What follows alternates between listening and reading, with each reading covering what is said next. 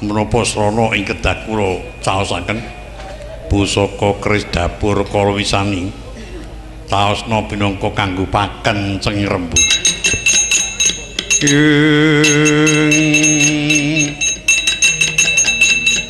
iki kotori sang Gatotkaca kene nampak arga suta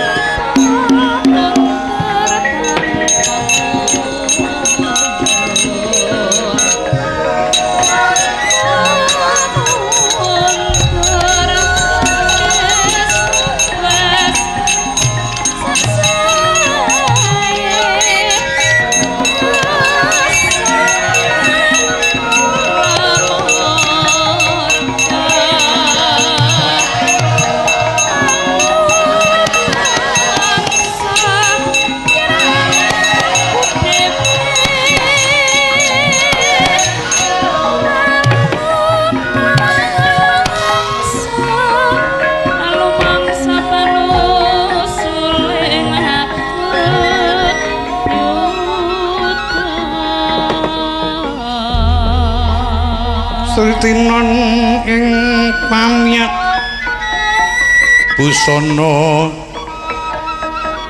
maneka warna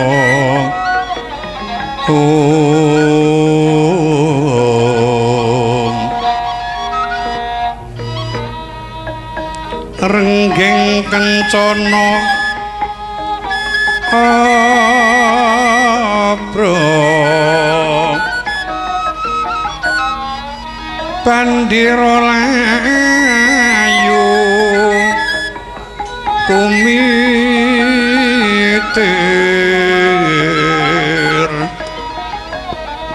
sindrang pandur sing maruta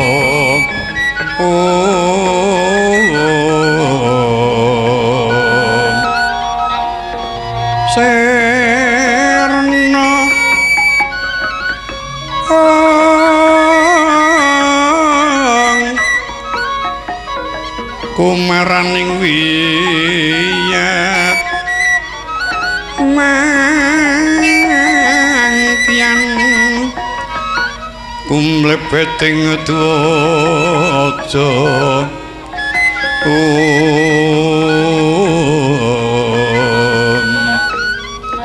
surusu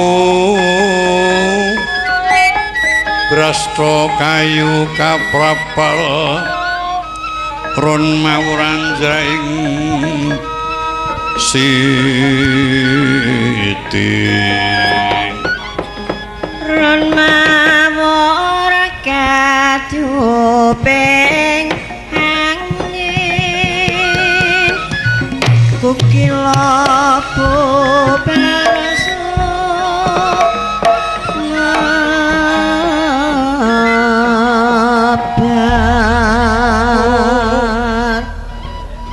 paripurna peperangan ing kuban Kraton Garbasumula antawisipun Kira Kanthong bolong mengsah marang para Kurawa ingkang den pandhegani dening Nata Mandura Prabu Baladewa dupi wis cinangketan Wanudya putra dalem peperangan kandhek padha sak nalika sinuwun Mandura arsa ngupaya nata Ndrawati bidaling para Kurawa semedya ngupaya Mutiara Sasodyaning Warik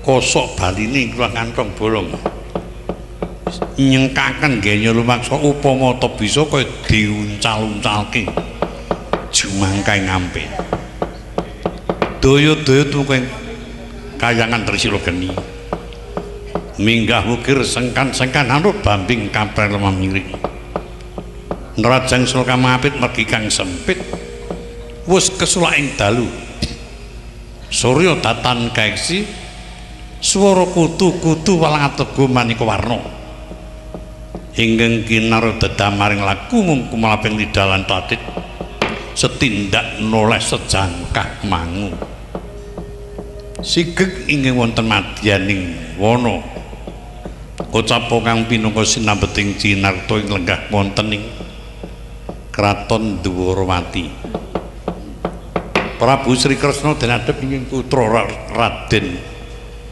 Wisnu Brata apa dene inggih putra Narendra Traju Trisna Prabu Nrakasura ya Prabu Stija nggih sami sowan sami ajrih ketingal renteng runtur kaya gandeng koncane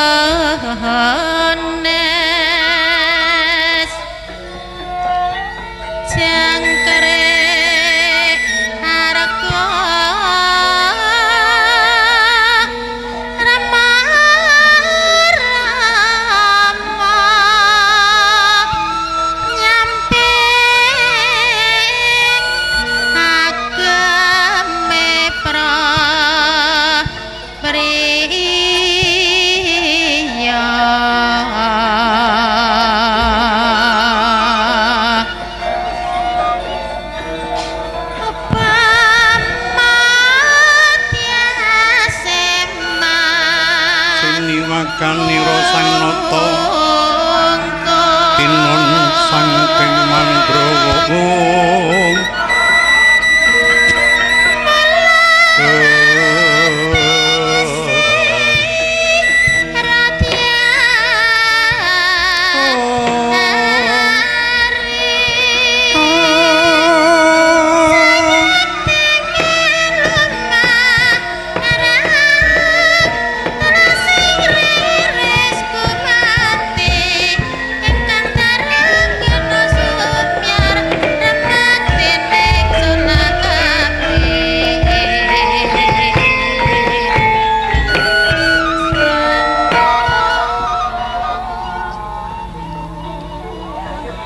punika warnanira ing kraton Ndrawati ya kraton ing Dwaraka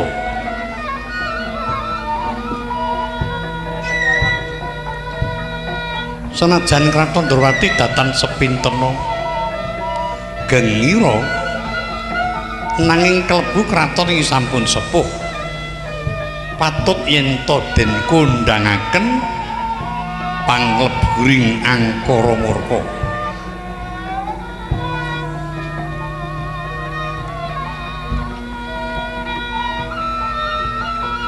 awit kraton iku jaman semana dipun lenggahi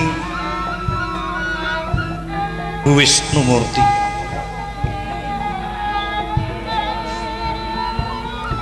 natkala Prabu Wisnumurti nampi paswargan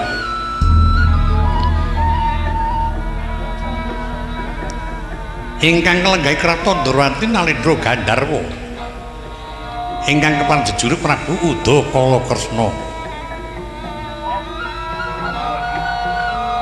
sapengripun Prabu Udakala Kresna kraton Ndrawati den wekuasani dening Nalendra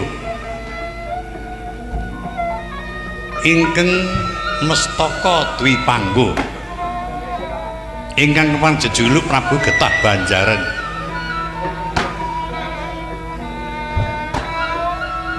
Prabu Getah Banjaran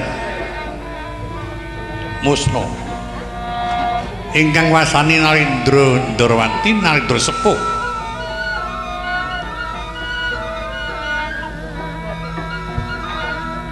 kegaduhan kawicaksanan ingkang jejuluk Prabu Narasingha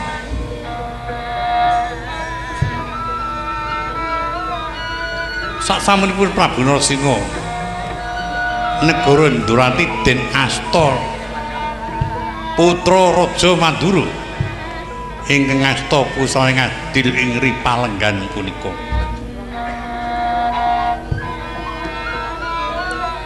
ingkang kepanjejuluk Prabu Bathara Kresna ya Prabu Alimurti Sastra Sumpena ya Padmanaba Nalendra kang langkung wicaksana ini saderengipun winarah gegaduhan pusaka Triprakara kang manjing dadi pasmaning urip Senjata Cakra Puspita Wijaya Kesuma lan Kaca Paisan ing kono pinangka dadi wasemon urip sangeti marang pamuleting budidaya lan rasa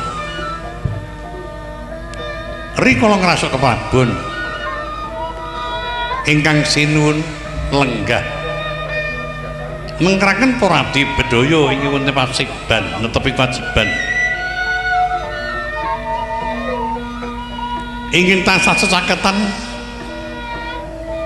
putra ingin dadi Darsana satriya Paranggaruda ingkang kangmasih Raden Samba Raden Wisnubrata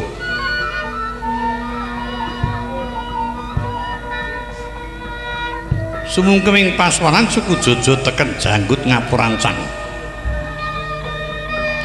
Natka semana Raden Samba nglarapaken piswanipun putra Ndrawati nglenggahing kraton Trajutrisna Prabu Setija Ya Prabu Bama Narakasura. Nalendra kawis kondang Seti Mandraguna dasar kegaduhan Aji Pancasanya. Kondange Aji Pancasanya.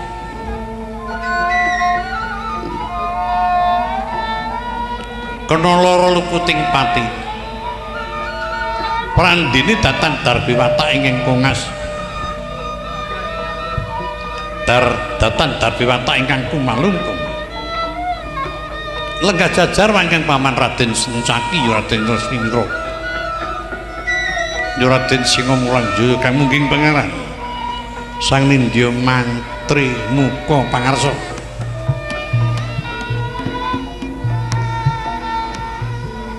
Patih Udawa ingkang tenang genah Pranata para Narapraja. Hamblabar pindha Jalatri.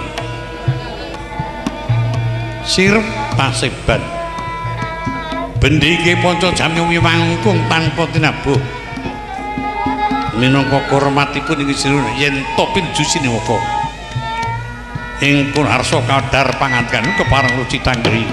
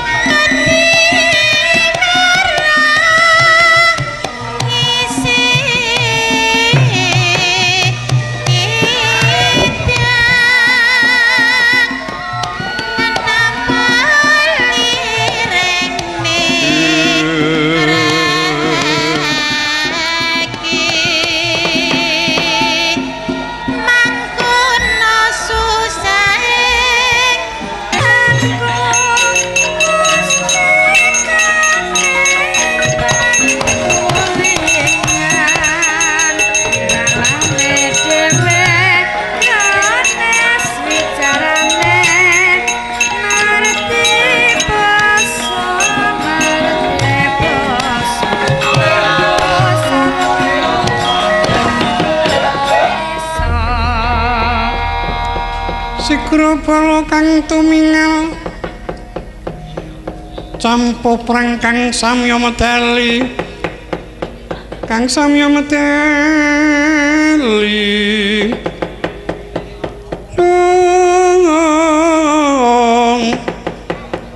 lir tatis wilting godhong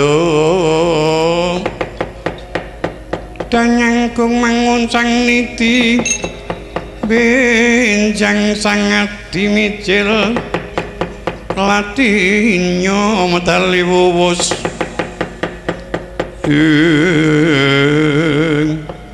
oh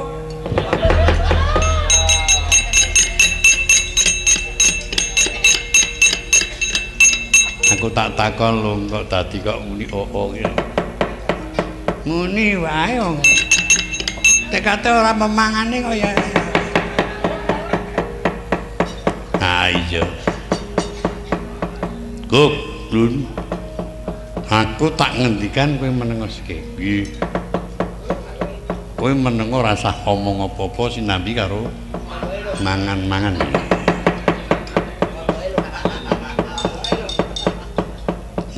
mangan watu apa Aman Raja Swara wonten dawuh nggih dados sedaya para wadyabala ing kadhahan sikap dedamel menika istanipun lepat. Oh lah. Istanipun wonten paring dawuh menapa saking Kang Rama diri panjenenganipun anak Prabu Katimbalan sowan. Boten nginten, estu boten nginten. Yen penginten kula menika Ndrawati wonten bebaya.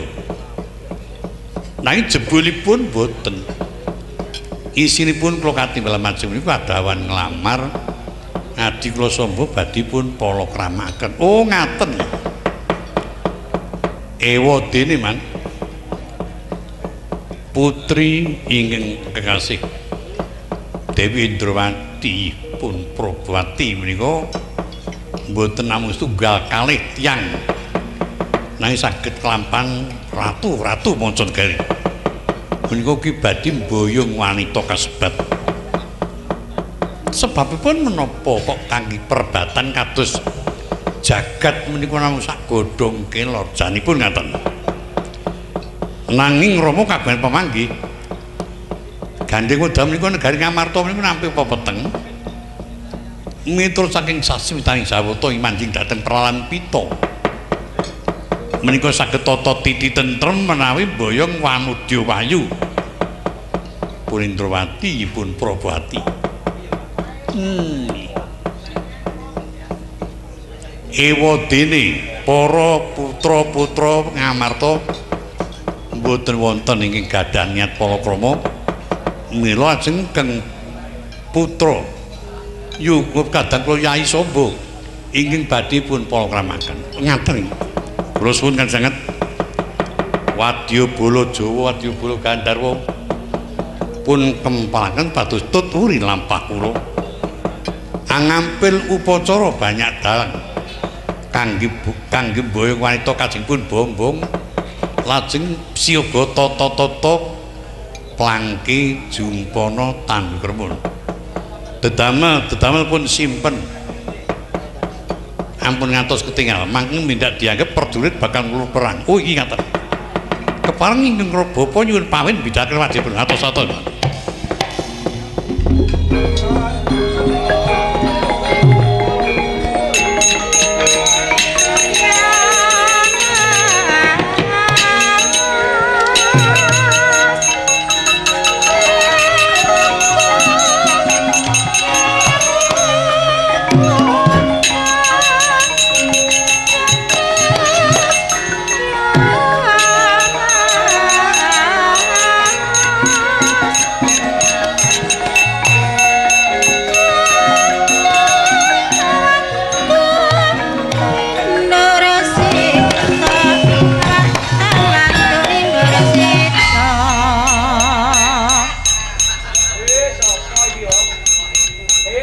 Wetenge kena nggo nyuwuke.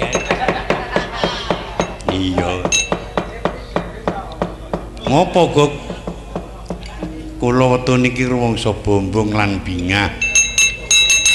bingah kula bombong kula diri panjenengan saged bekti kan tiyang sepuh mala kramaken keng rai pun sombo iya Gognan kejawi menika kula seneng banget pikir kula jalaran Traju Trisna iso gabung karo Ndorowati ateges kula kalih Bilung bakal srawung karo Sencaki Udawa Samba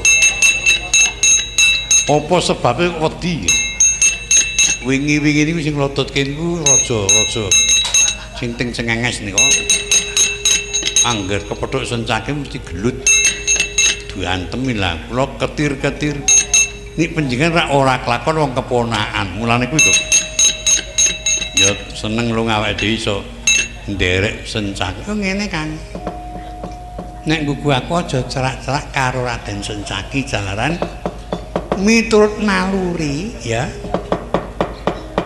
Semar kuwi rada beda nek Semar ki kita wong menang-menang kaya ngono sapa sing ditutke Semar apa sing disedya kelakon kepengin dadi ratu kelakon kepengin putus elmune kelakon ning sapa sing ditutke Togog wonge arep ampuh kalah mulane kowe ngomong Sencaki aku malah ora cocok. Ah ndak mengko ora ana Sencaki kalah iki ora ana. Goda wesi kuning. Goda wesi kuning. Ampuh wae. Ampuh ora nek ora kowe sing ngomong. Nek kowe sing ngomong ilang dayane dadi. Ora didaya apa-apa. Karu-karu. Goda kuwi jane nggo nempuh perang. Nek kowe melu Sencaki, goda ora ana gunane. Minggu jaga-jaga nek ana suguhang.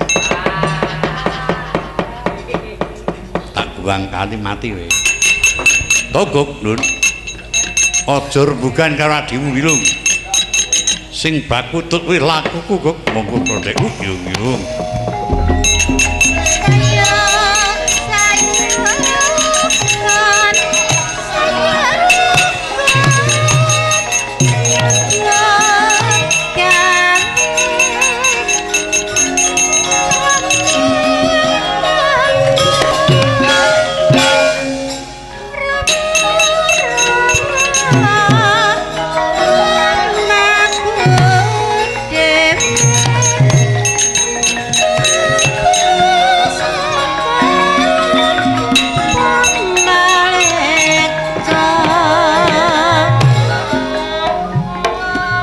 Gegenti kang Nur Sita Kecapa ingin kinarya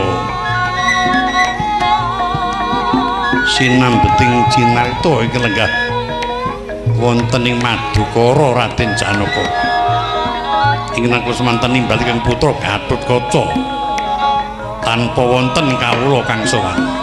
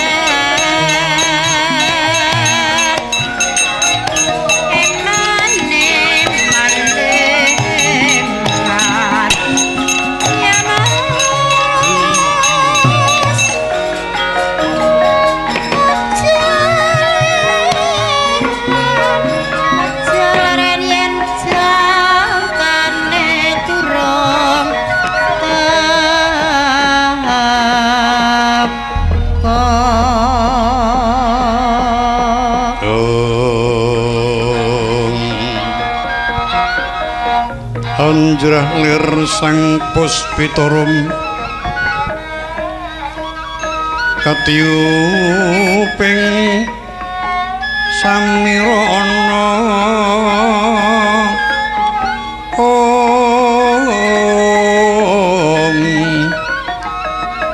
pongas gandaning sekar gadung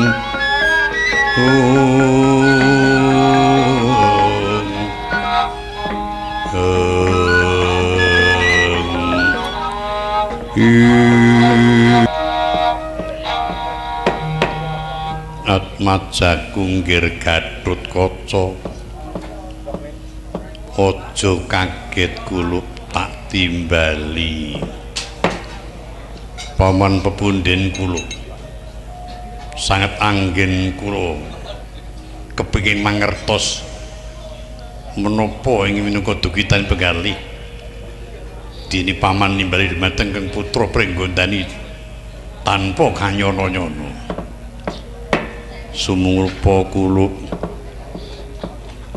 yen negara Ngamarta iki nampa bebenduning Jawata akeh para narapraja ing kepara tiwas akeh para narapraja ing rumangsa cupet ing penggayuh kabeh kahanan kang nyolwadima bisa tata tentrem menawa pinter mboyong putri Wanyu saka ing Garba Sumundu ingkang kasih Dewi Indrawati ya Purbawati kula niki nanging ora ana para putra-putra sing kudu palakrama mongko yen ora tumuli diboyong ora wurung kesuwen negara Ngamarta bakal dadi Karangabang saking resan paman kados pundi kula aja wedi kang malah jeneng sira sowana ana ing kraton Garba Sumundu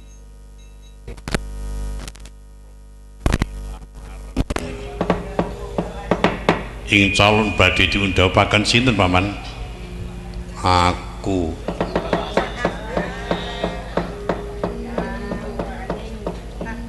paman piyambak badhe palakrama iya kang isine mungkin ranggayuh ngatentreman kula yen mekaten kula maringaken menapa srana ing kedah kula caosaken pusaka keris dapur kalawisani taosna pinangka kanggo paken cenging rembu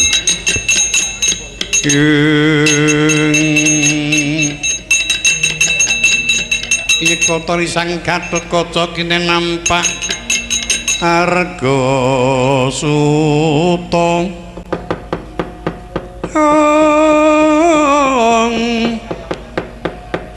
mangeling ana aning telenging ngaloga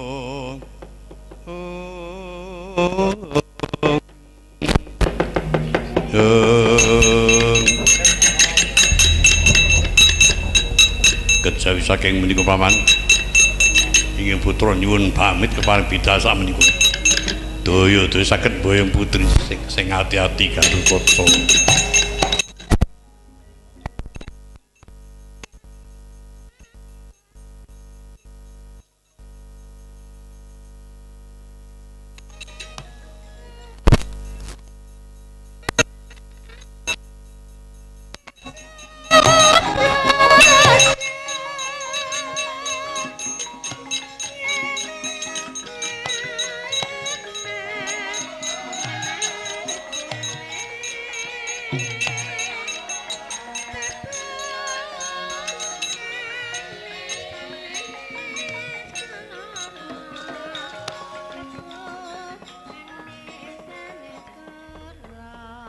Tandya teka mangkono duk rikala semanten Raden Janaka wis amulat marang peng putra Gatut Kaca bidhal saking kasatriyan nglamar Wanudya wonten ing kraton Garba Sumundu Marmanidyan Harjuna netepi kewajiban ing kula pinanggih marang tata tentreming kraton Indraprastha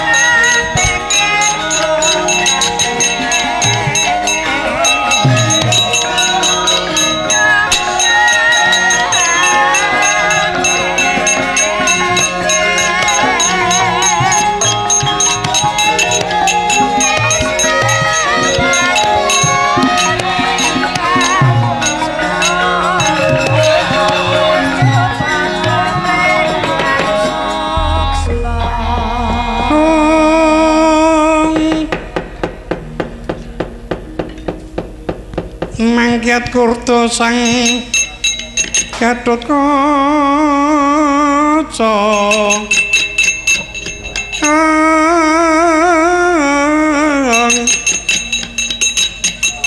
nampak sigra ngambah ing Jumantara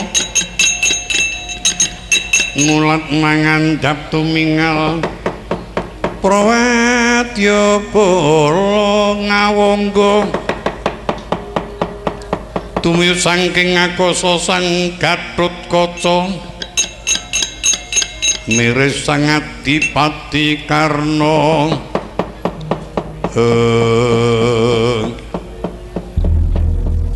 kowe iki angger muni timbali maratuwamu ngletek ya ora metu-metu sing nunggoni nang kene nganti jenggut sing ana kono ora lunga-lunga ki kowe diparingi wejangan apa mboten pun ngendikani menapa-menapa jak darena apa mboten kok ora ngerti sing nang jaba ngono lho nek upama darena ya kepenak ngono soalé ngono jero metekut ora berdiri sing jaba wis ben ning mboten lha kok ana apa ingkang dipun penggalih Kang Paman Janaka kuwi kawontenan ing Kraton Ngamarta ingkang wedal menika nampi cobining Jawata ing Kalinangkung. Oh gegebluk iki ndri wah iya men dipenggalih sing sepuh-sepuh men dipenggalih sing padha pinter-pinter kaya awake dhewe iki tibana manane ming karek monggo apa-apa rusak monggo prau ambles monggo sing kagungan penggalih lan kawicaksanan iku sing piyai sepuh-sepuh mekaten iki mongko iki srana ngamarta tentrem kedah mboyong putri Wayu Dewi Indrawati lan idhepun Prabawati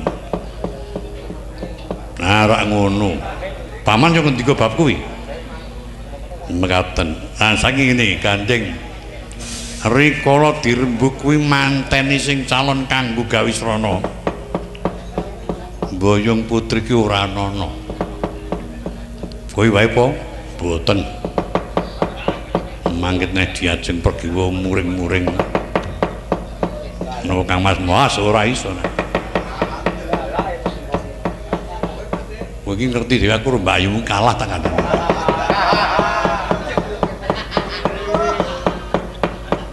ngono apa wae kepruk temenanan ya oh lah mulane kuwi lah menika ngaten ingin badhe palakrama menika malah paman piyambak Paman Janaka inggih wah nek ngono seben waton bibi Sembadra ora duka ora apa-apa ingin pun dawuh nglamar kula lah ya dilamar sami ngaten gandeng kula kaliyan Kang Mas Antarja mboten pisah monggo Kang Mas kula kan panjenengan nglamar putri panjenengan minangka seksi sak wanci-wanci wonten menapa-menapa ayo tak tulke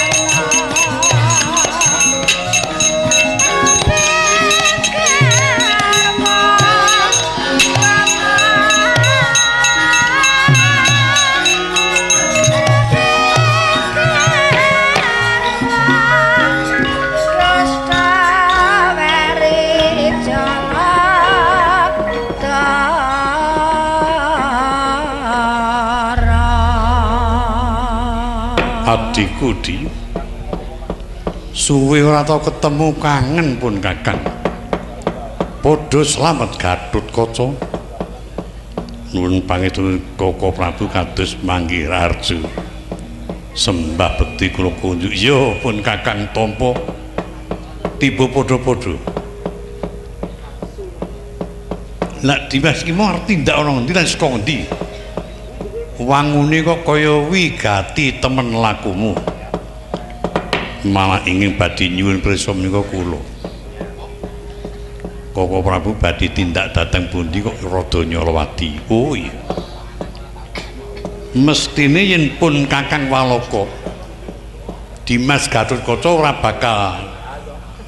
bakal kelakon kok muni ora mbantu. Mesti bakal mbiyantu. Inggih. Abot-abote aku didhawuhi Rama ditangisi adikku Samba kepingin bakal palakrama kelawan putri Garbasumundha ingkang kekasih Dewi Indrawati. Mongko Rama prisa yen pitukoning manten putri kuwi pusaka werna 3. Siji senjata cakra, 2 keris kala misani, 3 mutiara sasodane wari. Lah pun Kakang wis digawani peningset. Senjata cakra pinangka kanggo kekancing rembug. Dimas pun Kakang bantunen. Ayo padha tata-tata nglamar putri. Kula badhe gadah perlu piyambak. Lho perlu apa? Abot-abote ditangisi maratuwa kepingin badhe palakrama kalian pun Dewi Indrawati. Sapa? Paman Janaka.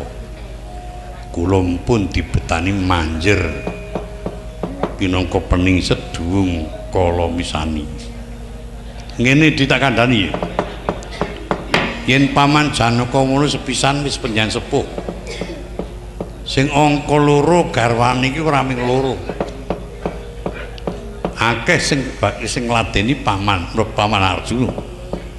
Mula tak jaluk lilamu ya Di kuwi men kagem adikku Samba wae Paman Janaka ngalah tak kira tumrap kuwasaning wahyu.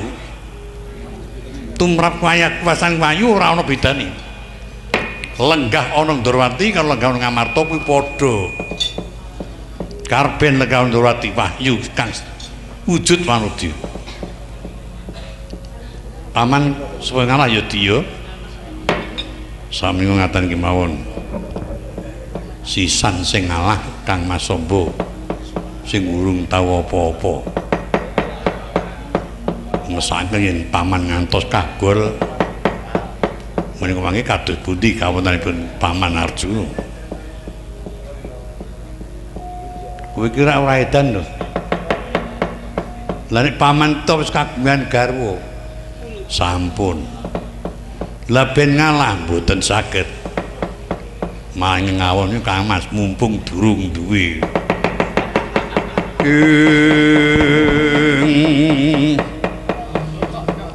Mingut mikil setija kang muwus mulat manuk katon magulingan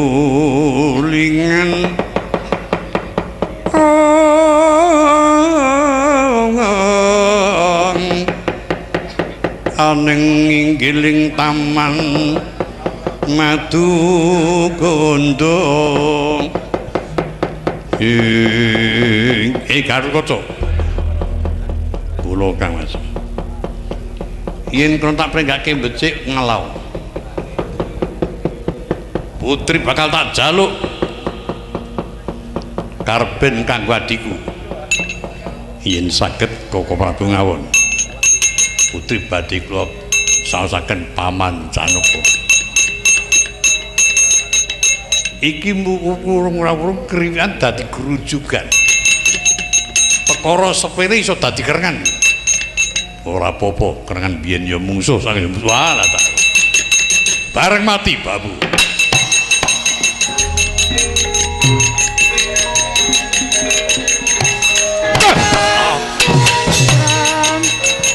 Ayo, aduh.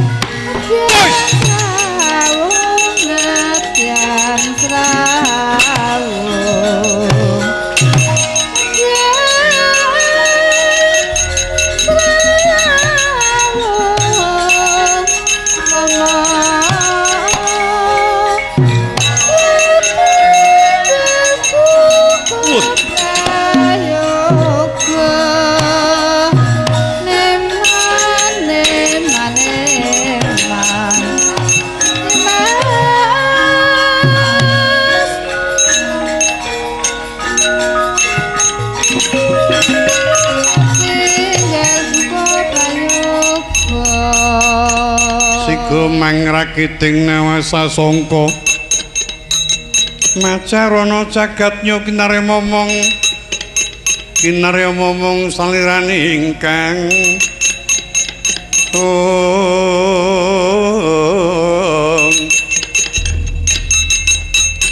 ana apa Dimas meh Arkantaka jeneng po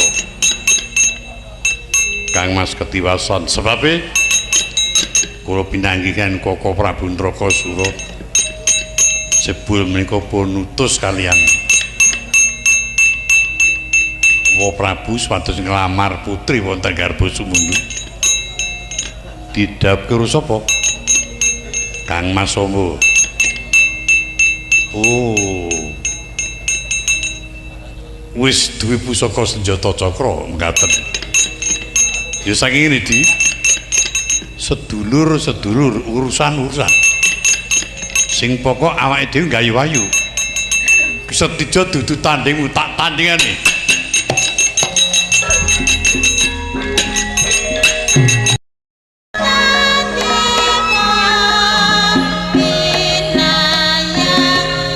langening kaliyan gelar pandang muncar